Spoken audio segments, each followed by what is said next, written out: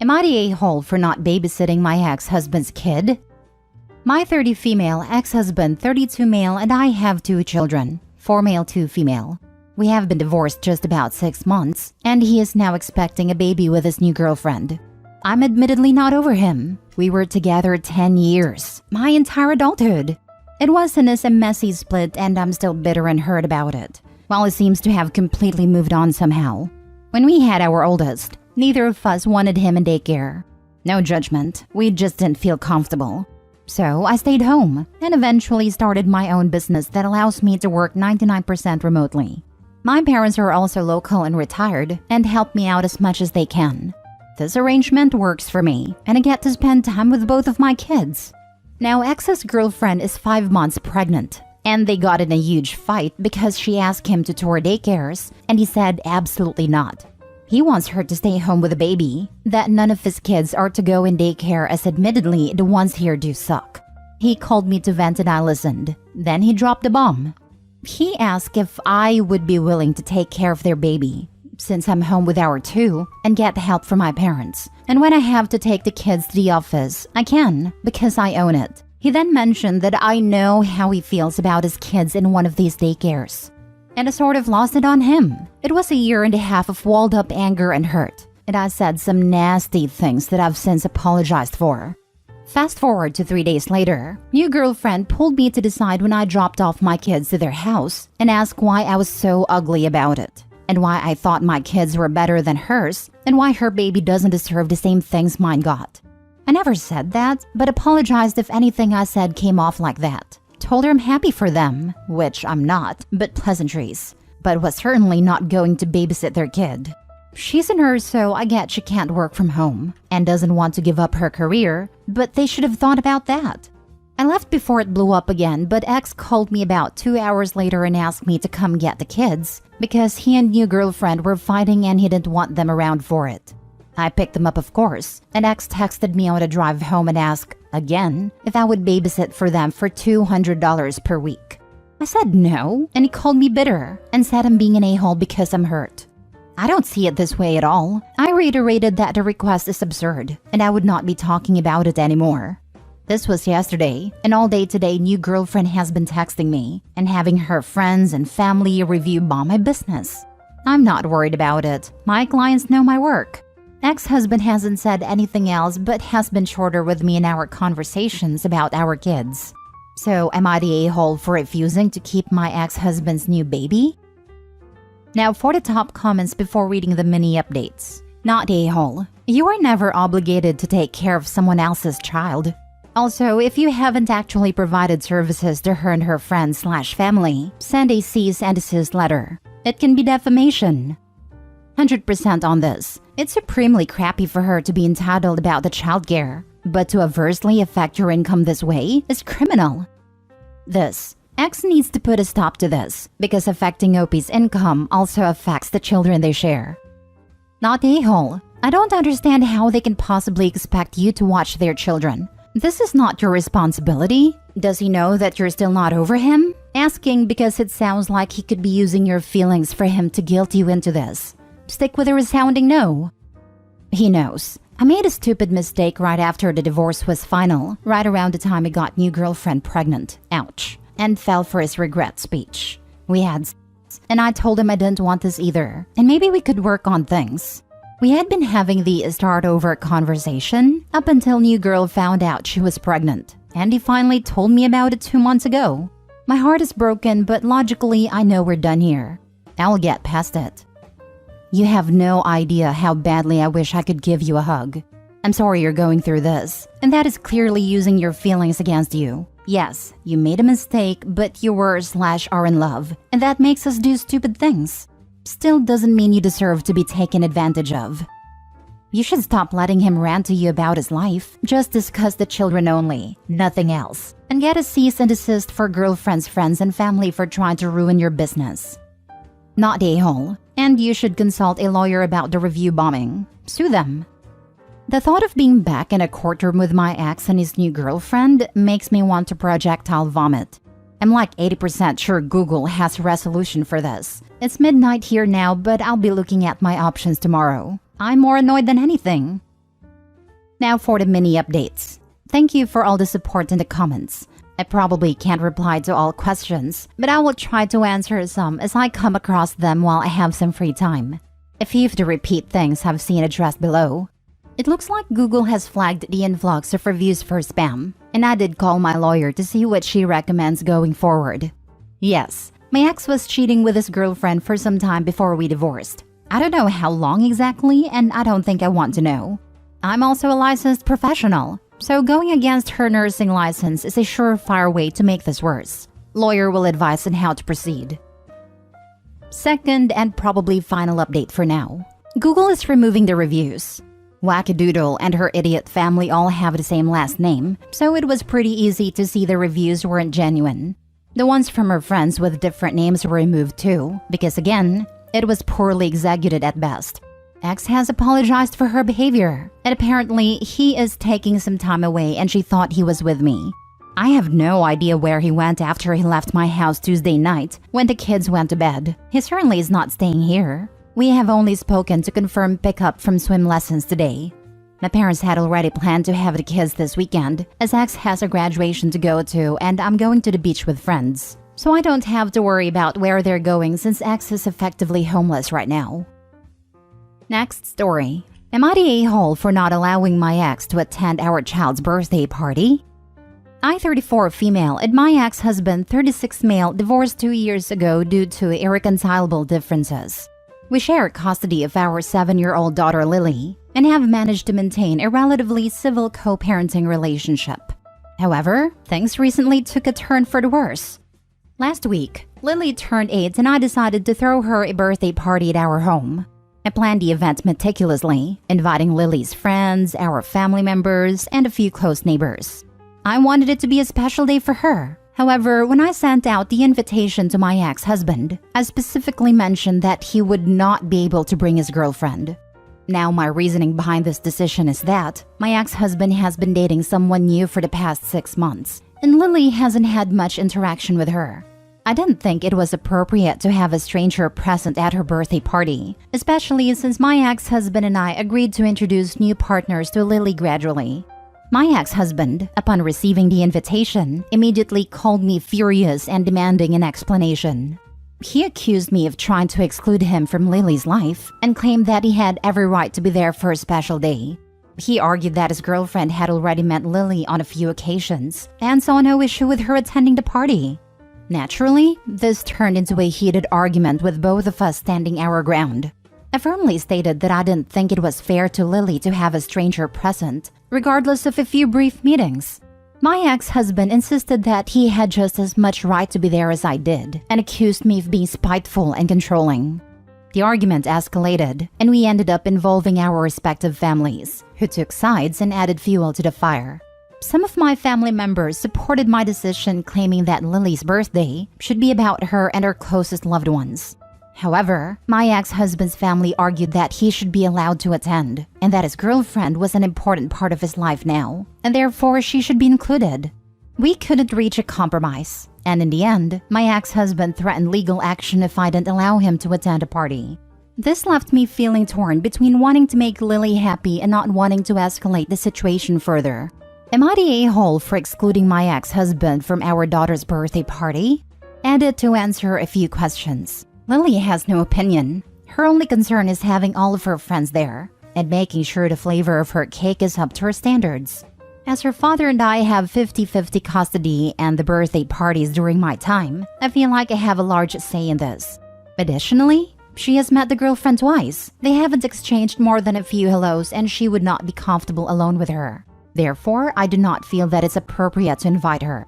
My ex-husband is free to come. His girlfriend is not. Everybody sucks here. Your daughter is turning 8 and she's not a toddler. She has met the girlfriend and she's old enough to understand that you and your ex are not together, and you both will have other relationships. You don't get to control your ex when it comes to his personal life.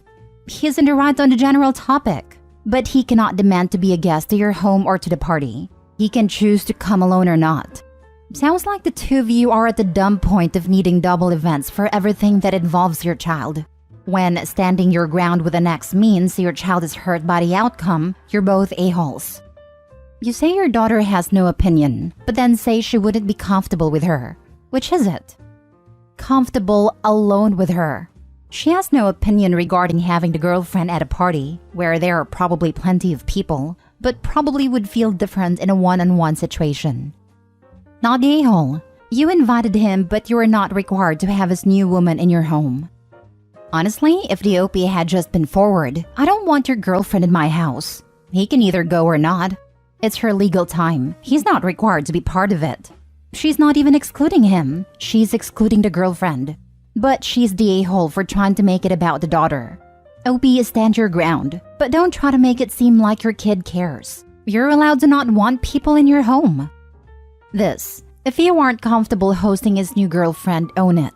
Trying to blame it on your daughter isn't right, isn't fair, and isn't helping. You are welcome to come to Lily's party, but I am not comfortable having your new squeeze here. If you would rather have a celebration with Lily on your own, that's fine with me. Divorce is hard enough on kids, but your response is coming off very much like a control need, and it's unnecessary. My ex went through a few girlfriends before his wife, and they never missed an event. I want him happy and present, and frankly, his wife ended up being the best thing to happen to him. Your love for your child needs to be greater than your need to control. This is nonsense to react this way. Your ex is the a-hole for the court threat. Do better, both of you. Everyone sucks here. Next story. Am I the a-hole for telling my father-in-law that his wife, my mother-in-law, keeps asking us for money? My 33 female and my husband Mateo, 31 male, have been married for 4 months, together for 3 years. When we were dating, his mom used to randomly call him up and ask for money anywhere from $2,000 to $6,000. He told me that she had been doing it for years, but he didn't care because he had a high-paying job and had a disposable income to give her money. Now, my father-in-law is a successful businessman in his city, and I was told that they had joint accounts, so I always found it a bit odd that she asked her son for money. When we got engaged, we discussed his mom's monetary requests, and my husband agreed he would put an end to it, and he did. She stopped calling after he refused to give her money. Last Tuesday, my mother-in-law called and asked my husband for $15,000. She said she needed it for vacation. After he told her no, she sent me a lengthy text message saying that I had no right to get involved in a mother's relationship with her son. I didn't respond. I asked my husband if his parents were having money troubles, and he said that everything is fine as far as he knows. Well, today my father-in-law and sister-in-law, husband's younger sister, came over for lunch. My father-in-law was helping us choose a bottle of wine when I asked him if everything is okay at home. He looked at me confused and asked what I was talking about. That's when my husband told him about her calling us for money. It turns out that my mother-in-law has been secretly asking my husband for money in cash. My father-in-law told us that she was withdrawing cash from the bank last year and told him it was to help pay for our wedding. But she lied. She never gave us a dime. My father-in-law left immediately, and hours later, my mother-in-law called crying, saying that I have a big mouth and ruined her life. My father-in-law wrote us a check to pay us back and is temporarily separated from my mother-in-law until he feels he can trust her again. My husband's maternal relatives are calling us and saying that I'm a giant a-hole. Am I the a-hole for bringing it up to my father-in-law that my mother-in-law is secretly harassing us for money? Edited to add, we were told tonight that she was using the money to buy lavish gifts for her friends and pay the rent. Not a-hole. You're not the one who has been lying and leeching for money. Hope your father-in-law divorces her. Not to mention that mother-in-law is blaming OP for telling father-in-law about the money she was asking for, when it was actually her own son who did it. OP just asked about money problems. Mother-in-law also blamed OP when her son said no to giving her any money. Some mother-in-laws can't get it through their heads that their sons are the ones telling them no without any influence from the daughter-in-law. It's telling that the maternal relatives are now complaining. Chances are she was sending money to them. Not the a-hole. The other replies got this one covered. Mother-in-law is using her husband and son to liquidate funds to give a lavish lifestyle to her buddies? Your edit makes it even more obvious. You busted a gold digger scammer out of concern and love for your husband and his father. Oh no! You're the catalyst for someone to stop doing something they shouldn't. They faced consequences for their actions and now they're big angry. It's natural to feel guilty for upsetting someone and for big life changes to happen to others. But sometimes it's necessary to upset someone and change circumstances. I can be naive sometimes, but even I snorted and went, "Yeah, right," when I read the edit. That's a massive pile of cow poo. Next story. Am I the a-hole for telling my former father-in-law he can't buy compliance? My ex asked me fairly last minute to change the custody arrangements for the summer. Her father wants to take her and the kids overseas, but the days would overlap with my days. I already have plans made, including some things that have been paid for. Her father called me after I told her no and offered to pay me to change my plans. I still said no. One of the days he wanted me to cede is one of my children's birthday. I have already planned the celebration, and I want this celebration to happen. He said they will celebrate the birthday on the trip and it will be more fun for everyone. He also said I could use the money to do something cool with the kids. I still said no. My ex told the kids about the trip and some of them want to go and are upset with me. The older understand and are fine with the plans remaining, but I think the younger kids just can't see the big picture. I just hate disappointing them. Am I being an a-hole? Not a-hole. Why can't ex and her father change their plans? Probably because it's last minute, which is still not OP's problem. Not a-hole. So she planned bad, but expects OP to change his plans, and then told the kids about it when OP said no, which is unacceptable. Not a-hole. It was really crappy of your ex-father-in-law to tell the kids about the trip before having permission, so they'd be disappointed. It's also crap of your ex and father-in-law to plan a trip during your days, and during one of your kids' birthdays. They can take the trip on their days. They need to realize it's not about the money. If ex-wife and or ex-father-in-law have dual citizenship, they might actually be trying to kidnap the kids and keep them in a country that OP can't get them back from. I'm wondering if this is their plan too. I wouldn't be letting anybody take my kids overseas or even to another state.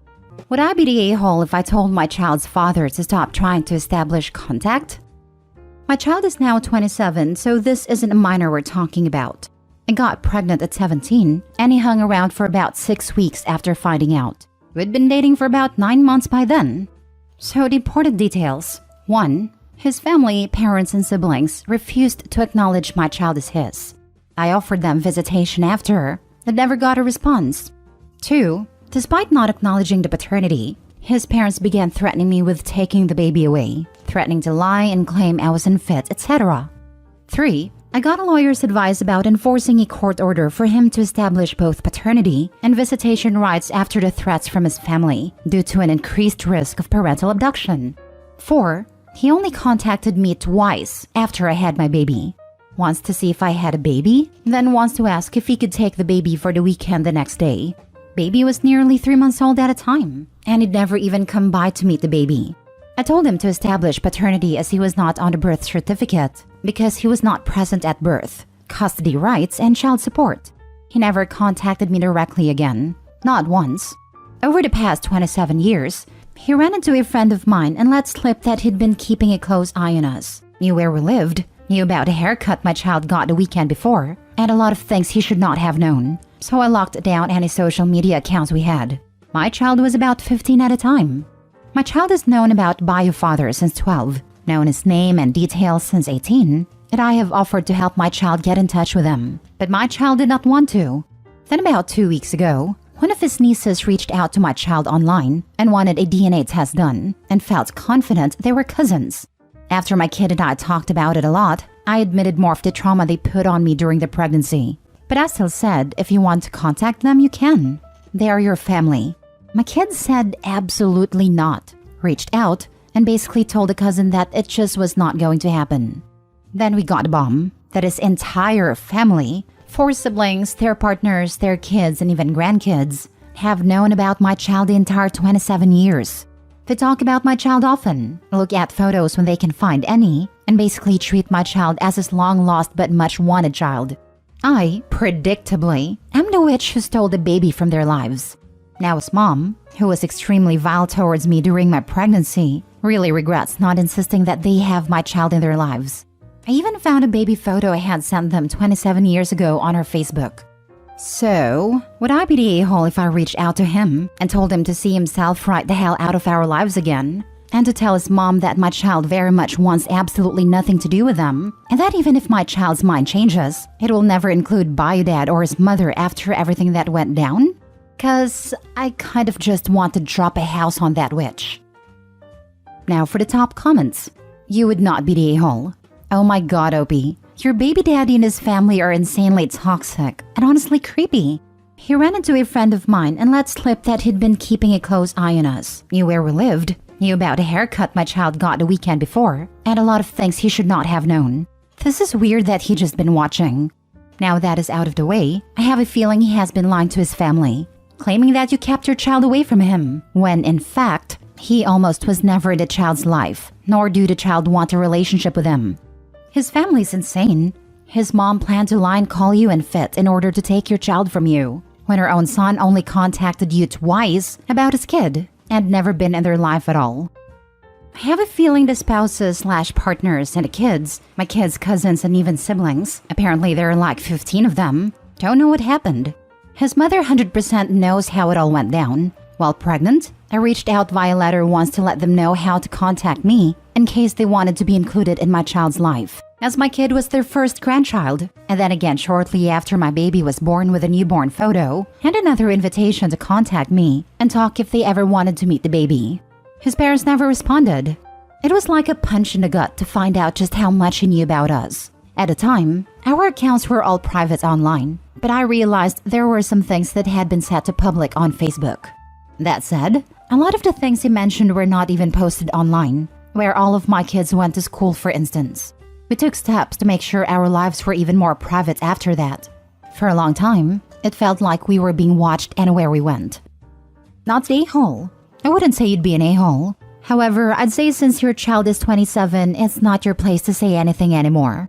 Your child is legal adult and has been for nearly a decade. If your son randomly changes his mind one day to get to know the people, you don't have any say in that, nor should you. You also should not be speaking on your son's behalf. Oh, my kid did reach out to the cousin and said basically that they wanted nothing to do with a family that put their mom through so much trauma. I reached out and talked to the cousin to make sure the cousin knew that I had never denied the dad or his family the right to be in my kid's life. And I let her know that my child would not be happy if other family members decided now was the time to get in touch. My kid was really upset at a conversation with her cousin, not because of the cousin, who was really understanding and respectful of the situation, but because they felt 27 years was way too long to suddenly decide the bio family wanted to be involved. My kid handled it well, but I wanted to just reinforce that bio dad and his mother should not take my kid's response as an invitation to suddenly reach out. Mostly, I want to reach out because of the deep anger I thought I had forgotten a long time ago. I'm so angry at the number of memories I had forgotten, at a little ways they inflicted trauma on me that I had not thought about in probably 20 years. This would solely be about me wanting to tell them off for how I was treated and for my kid being good enough to be a story, but never actually a part of the family. I know, it's a complicated mess. Next story. Am I the a-hole for telling my former stepmother to go F herself? Last week, I was back in my hometown helping a friend take his truck to the dealership. While it was in the shop, we went and got lunch at a pretty popular spot, and we got sat next to my former stepmother and former stepbrother. My ex-stepbro and I don't talk, but he's close with my younger sibling, because for about 8 years they lived together. I was older and really never had a connection with him. But it was me who caught my dad cheating on my mother with my now ex-stepmom when I was 12. A year later, he left us for her, moved a block away into her house. Things sucked for a while. Life was a big slap in the face for a while, and I worked through high school and college to support my mom and brother, because my dad didn't think it was his problem anymore, and my former stepmother encouraged that. Later, my ex-stepmom cheated on my dad and left him. All good in my opinion, as that relationship needed to end. Anyway, she interrupted our meal and asked me how I was, and I looked her in the eye and asked her what the heck she thought she was doing. She said, just saying hi. I looked at her and then my former stepbro, and said, hey stepbro, always a pleasure to see you, my friend, as he's a bystander. Shook his hand and ignored them. She tapped my arm and said, what am I, invisible? And I lost it, to be honest. I looked at her and said, you can go F yourself. Don't speak to me. I don't want to talk to you. Who the heck do you think you are right now? Why on earth would you ever think I'd want to talk to you now that I don't legally have to? She said she was just being polite, and I asked her if she was still messing around with married guys. My friend asked for the check and we left. He was cool about it as he remembers what my home life was like. But my brother thinks I was too harsh, and my dad thinks I created drama from nothing. My wife thinks it was embarrassing even though she wasn't there. Personally, I still think she can go F herself.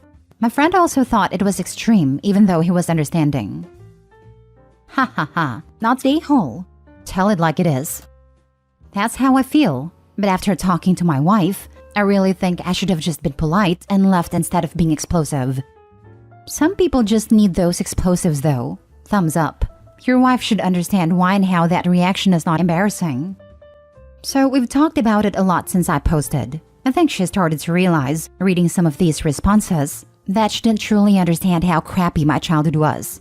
She's come around and now thinks that even though it wasn't ideal, it was more of an expression of a really deep pain that never completely healed, and not some unhinged anger. I think, yes, I sort of gave into some emotions I wasn't really prepared to feel, but I also think healing-wise I'm okay.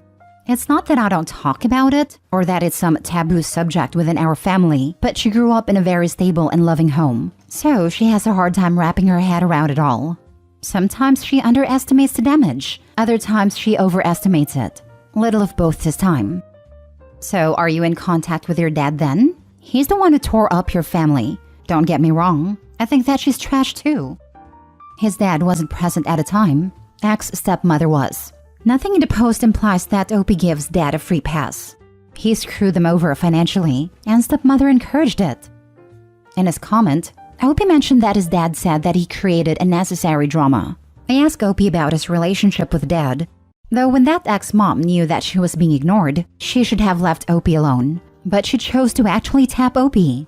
She needed to be snapped on. Opie stepped up when his low-life dad stepped down. Next story. Am I the a-hole for trying to dictate who my fiancé will walk with as a groomsman on his best friend's wedding?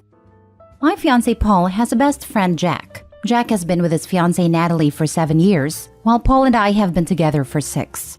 Natalie always had a weird obsession of hooking up Paul and her sister Mary, and setting them up as a couple.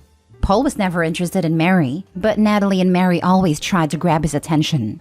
After Paul and I got together, Natalie would always try to exclude me from every single group gathering, and would even try to set up double dates between her, Jack, Paul, and Mary. Paul wouldn't have it, and set boundaries early on, but neither Mary nor Natalie respected them and kept crossing boundaries. Paul then had to cut them off and only kept contact with Jack. After some years of no contact, Natalie apologized to Paul and me about her behavior, and promised it's all in the past, and that her and Mary acted immaturely, and Mary has moved on as well. As grown adults, we decided to move on, but Paul kept feeling uncomfortable around Mary, because she hadn't completely changed her behavior around him. Anyway, fast forward to the wedding, which is in a couple of months. Jack asked Paul to be his groomsman and Paul happily accepted. It wasn't until now that Natalie said that Paul will walk down the aisle with Mary, to which Paul refused. He listed all of the reasons and why he doesn't want to. I was also against it because Mary has indeed not changed, and neither I nor Paul are comfortable with that setting. After some back and forth, Natalie called me and begged me to convince Paul, and said, "Please don't act insecure about this. You know how important a wedding is to a bride. Don't ruin this for me." To which I replied that I understand the importance of her wedding, but mine and Paul's discomfort is more important to us than her wedding. I said you could literally pick any other girl to Paul to walk with, yet you picked Mary. How convenient. After some continuous back and forth, Natalie and Jack tried to convince Paul to accept Mary in this occasion, to which he said no, and if it's such a deal breaker then he's stepping down as a groomsman. Anyway, now Natalie and her family are accusing me and Paul for trying to dictate what they will do at their wedding, and say we are the ones who are overstepping. Now for the top comments. Not the a-hole. The important part here is Paul's discomfort. This isn't just you dictating. Jack isn't being a good friend for insisting on this if it's making Paul uncomfortable. We said he's a groomsman, not the best man. That's the only scenario I could see where they want the maid of honor and best man to walk together for the flow, but it's not the case here. If it's going to ruin the wedding, Natalie needs to take a long hard look at herself, and why this is such a hill to die on for her. The lack of self-awareness on the bride's part shows a high level of egocentrism. She knows exactly what she's doing, not the a-hole. Maybe it's time to go no contact if they haven't changed. Why can't he walk with any other bridesmaid? That's what both Paul and I said. Why can't it be any other bridesmaid? We got no clear answer to that, besides the fact that it's the bride's vision to be that way. Lol, let's be honest. We know why it's the vision. Of course we do, but they wouldn't say that out loud. And they're still trying to hook those two up. If someone cannot respect my relationship, then I don't have a place for them in my life. I'm glad your boyfriend understood how messed up all this is. He needs to have a final talk with his friend. Flat out say if this is the hill he wants to die on, then their friendship is done. Explain how inconsiderate this is. Reverse it to the groom. How would he feel if someone was ignoring his relationship and trying to hook up his partner with someone else? This is friendship ending material right here, not the a-hole. Last story. Am I the a-hole for refusing to bring my girlfriend's son along with me to my guy's night? I, 43 male, have been involved with my 42 female girlfriend for about a year and change. She has 3 kids, 20 female, 19 female, and 17 male. Her ex-husband abandoned the family almost immediately after the youngest was born. I like and get along with all 3 of her kids really well, but her son, who we'll call Jake, and I have especially formed a good connection. I've taken him out with me off-roading, fishing, and golfing. So, recently my girlfriend asked me what I was doing Saturday night, wanting to do something with me. I told her, sorry, but Saturday night is guys' night. I'm going to my friend's house with most of my other buddies and coworkers for poker night. She seemed a little annoyed, but said, fine, but then will you at least bring Jake along with you? I told her that we'd drink a good bit, and some of us smoke cigars, and we get a little rowdy and probably somewhat inappropriate. She said, well, obviously don't allow him to drink or smoke, but he should hang out with some guys being guys. He grew up without his father, and it would be good for him. But I just didn't want to bring him along. I admit that part of the reason why is because I just want to hang out with my buddies and have fun without having to worry about being a role model for Jake. But I also just think that this sort of environment isn't appropriate for a teenager. It's not horrible or anything, but our guys' nights are for adults. But my girlfriend seems to think that I should have included Jake, since she gave her approval. Am I the a-hole?